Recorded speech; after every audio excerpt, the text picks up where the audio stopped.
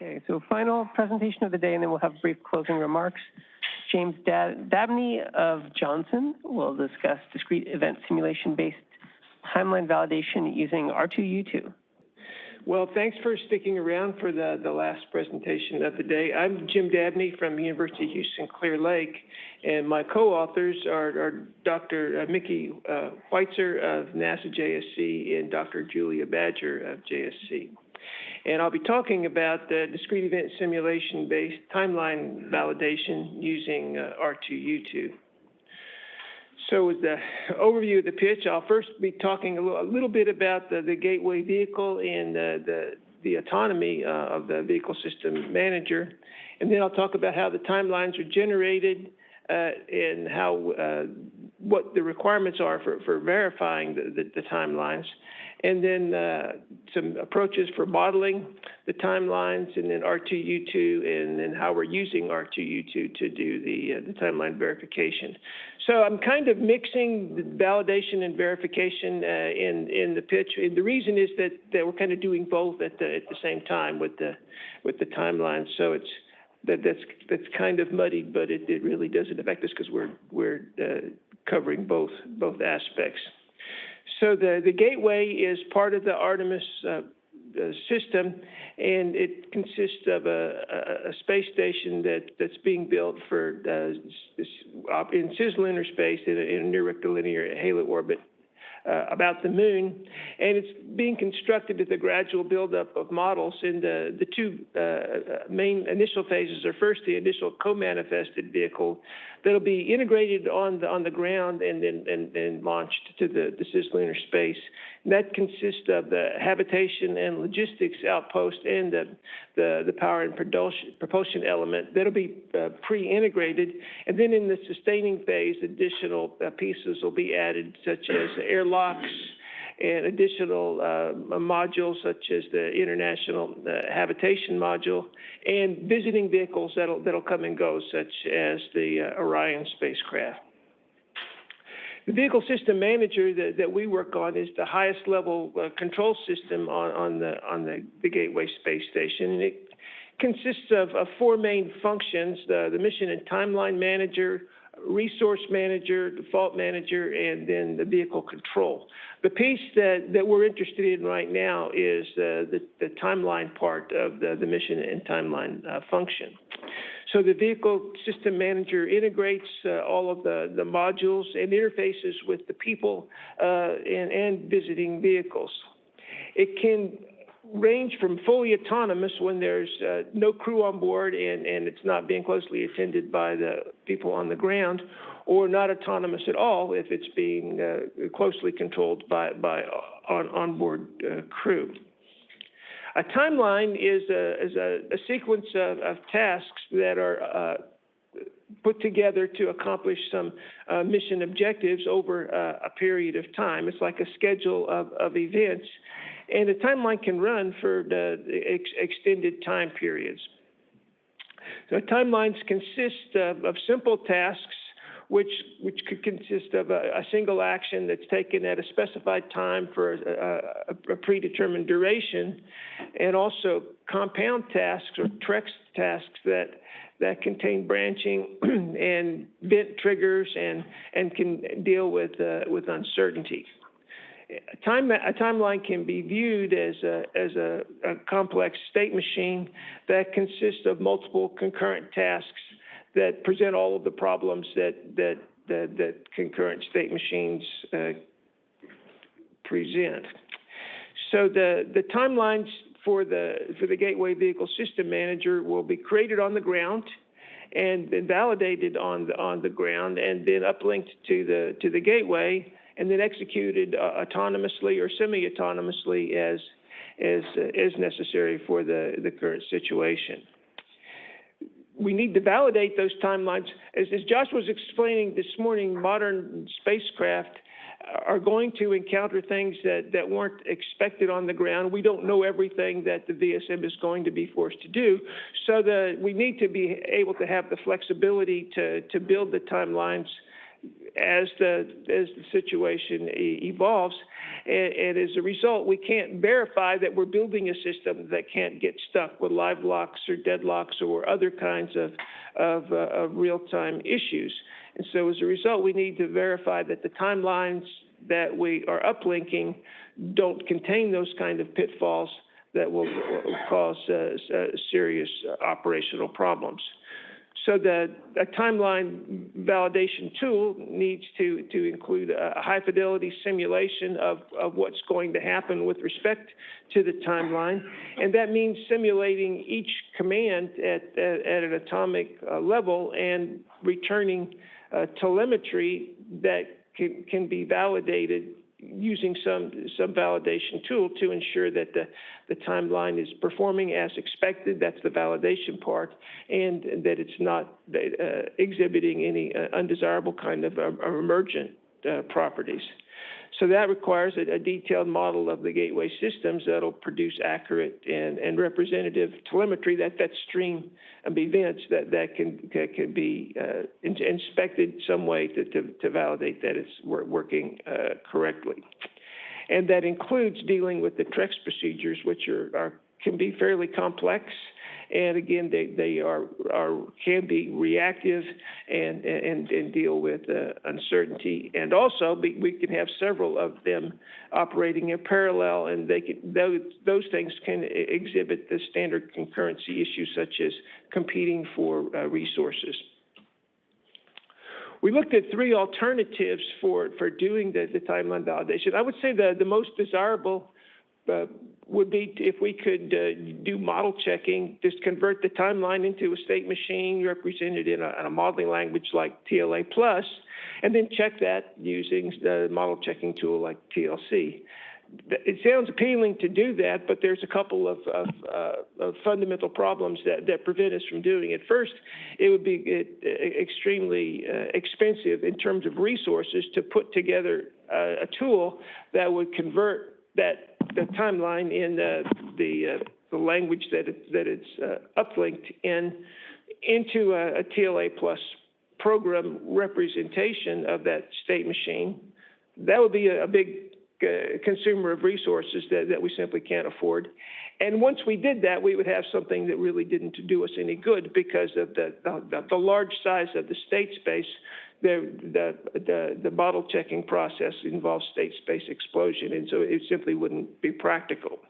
The second approach is to use the direct simulation tools that we already have. Well, obviously, we're testing the flight software with emulators and all the standard things that you would expect. So we have high-fidelity simulations that we can use to run the timelines through, and we do that. But the problem with trying to verify that this timeline can't go anywhere that it shouldn't go is that the simulation tools, the high-fidelity simulation tools, run in real time or not a whole lot faster than real time. And so as a result, to do a lot of Monte Carlo trials would also be impractical using that kind of a simulation. So the third kind of approach that we considered, and what's our focus today, is using a discrete event simulation approach to model the timelines. So discrete event simulations are attractive because they can go really fast. And instead of a simulation proceeding in very small time steps, a discrete event simulation can be developed so that it proceeds event by event. So they're non-uniform time steps, and they can be very big time steps. If there's 2 hours between events, there's 2 hours between time steps if we use a discrete event simulation approach. So as a result, we can generate lots of Monte Carlo trials using that approach. Instead of taking days to do one trial, it can be in seconds. So it can go really fast, and that way we can do lots of trials that explore the state space fairly well. So the approach that we're using is a kind of a combination of the second two. We're doing a few cases using the high fidelity simulation, and then doing lots of Monte Carlo trials using the discrete event simulation approach.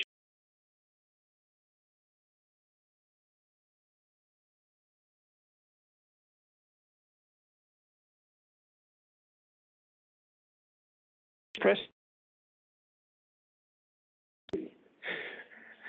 So, but back to my tale. So the approach that we're using is, as I said, is a few cases using the high fidelity simulation and a lot of cases using discrete event simulation.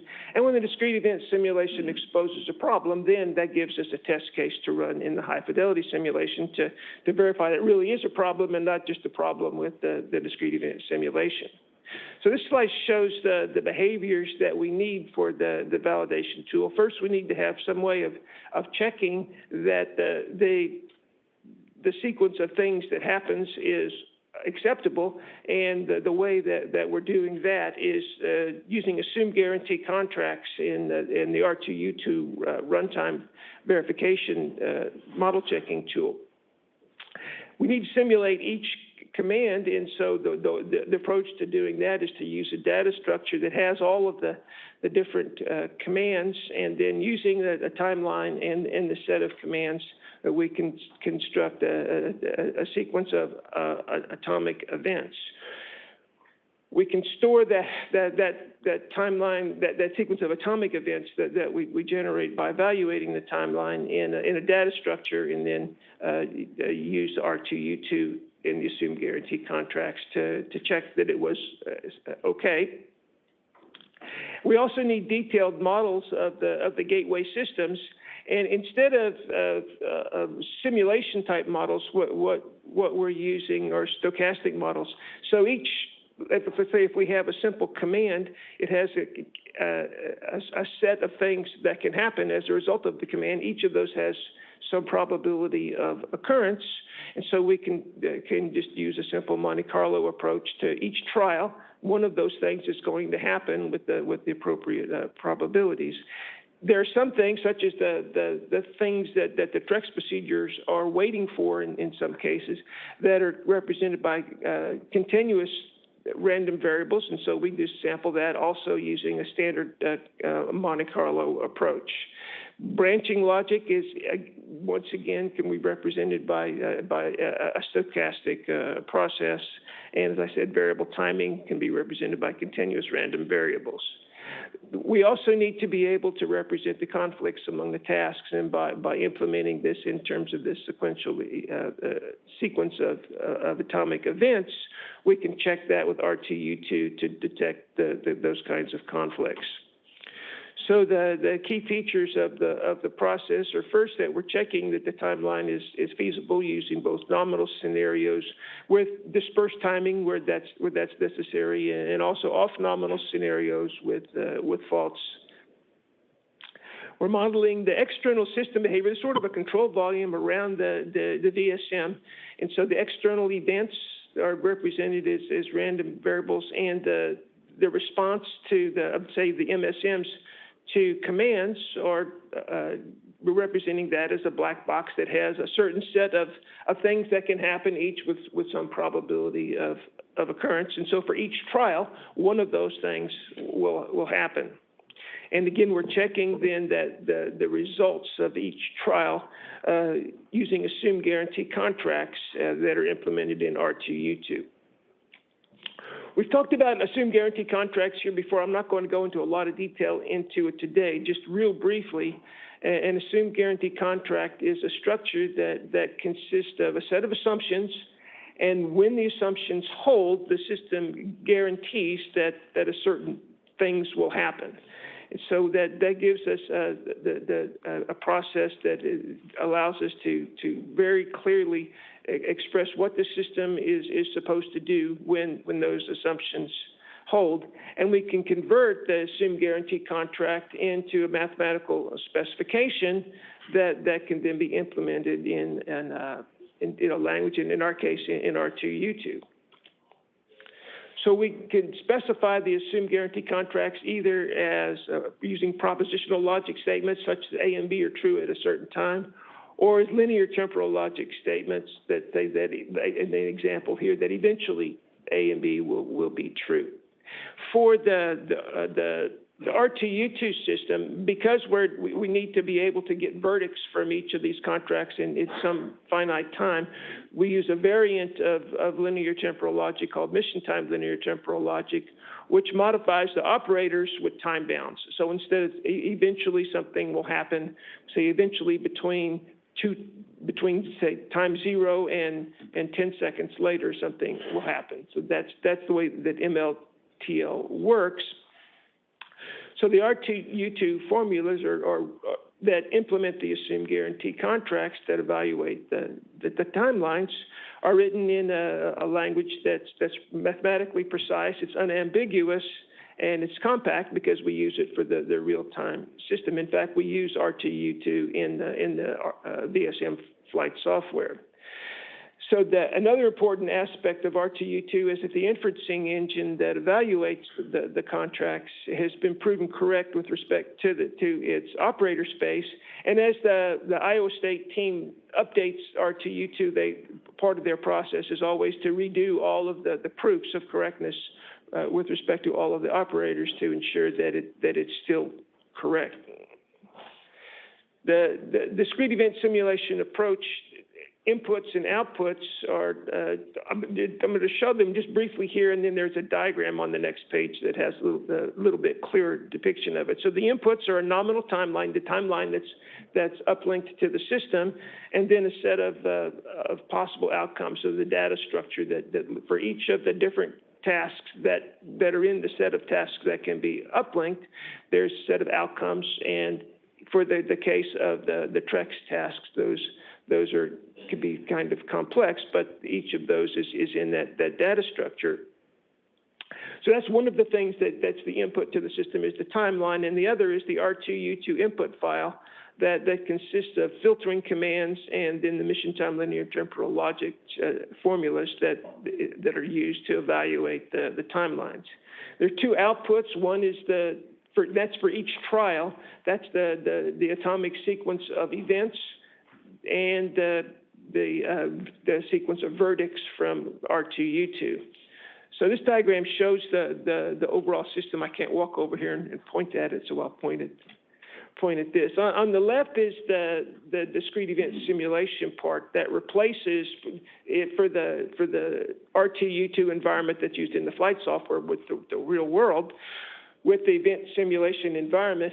And so the two inputs are, again, a timeline, which varies as each timeline is checked, and then an event database that lists all of the commands and tasks that the timeline evaluation system operates on. So that goes to the sequence generator, which is where the Monte Carlo trial is generated to produce an atomic event list, and that goes to the atomic checker in R2U2. So then the runtime environment that's the big block on the right, and so the two pieces of software are the atomic checker and then the R2U2 inferencing engine. So the atomic checker takes the input into trajectory stream, in this case that sequence of events, and it takes a set of filtered commands that are in the R2U2 input file. And what the atomic checker does is generates a sequence of Booleans based upon those filter commands and the input streams, and then that stream of Booleans is the input to the R2U2 inferencing engine, which evaluates that with respect to the MLTL formulas to produce a verdict sequence. So the two outputs are the event list and the sequence of verdicts that goes with that particular trial. And again, there's one pair for each Monte Carlo trial. So the status of the tool development is that we have implemented a preliminary version in Python and tested that using small-scale timelines that would with simple tasks and simple T-Rex type of procedures. And then we're working with the Iowa State team to help us build an interface to streamline this flow between the event list and the atomic checker. The way that it works right now is that the input to the atomic checker is a CSV file. So we're producing this stream of events. Generally speaking, we've got that consists of a fairly big state vector, and when each event occurs, only one or maybe two things are changing in the state vector. So we can streamline that a whole lot by just building the state vector on the atomic checker side or some interface piece there, so that we're not transmitting a whole bunch of useless information through to the atomic checker. So where we are now, the discrete event approach is working. At least it seems promising, and it permits us to cover a large state space in a reasonable amount of time. And it also exploits, and this is important for us, our experience with implementing assumed guarantee contracts in the VSM flight software. Our flight software team has become very proficient at doing that, and is actually maintaining their own version of R2U2. So we can take advantage of that expertise and experience. So the future work is to extend to real-time lines from the simple models that we're using now, and implement the TREX procedures. And it turns out that's not as hard as it first looks. So that's also looking promising. And then the integration that I mentioned. And that's my presentation. Any questions?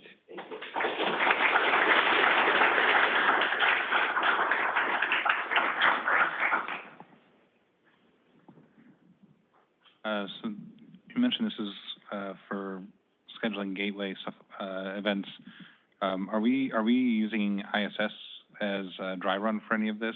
They've been operating the ISS on a time schedule for quite a while. It could be a good seed to run real schedules through your tool. So we're still at the stage of running made-up schedules right now. Okay. We're working towards that. Okay, and that's one online. How did you go about modeling the gateway systems for telemetry purposes? Is it pretty hard-coded? I'm not following the question. I guess they're asking, was it easy to export telemetry from gateway for your models, or was that? So I'm not 100% sure, but what the way that we're modeling the systems is stochastic black boxes, basically, that when you send a command to a system, we can enumerate a set of things that it can do. It can reject the command, accept the command, and then fail, or accept the command and succeed at a certain amount of time. So we can enumerate that set of things and associate a probability of occurrence with each of them. We're not developing a detailed model of what it does. That wouldn't be practical, and wouldn't help us if it was practical. All right. Last question in the back.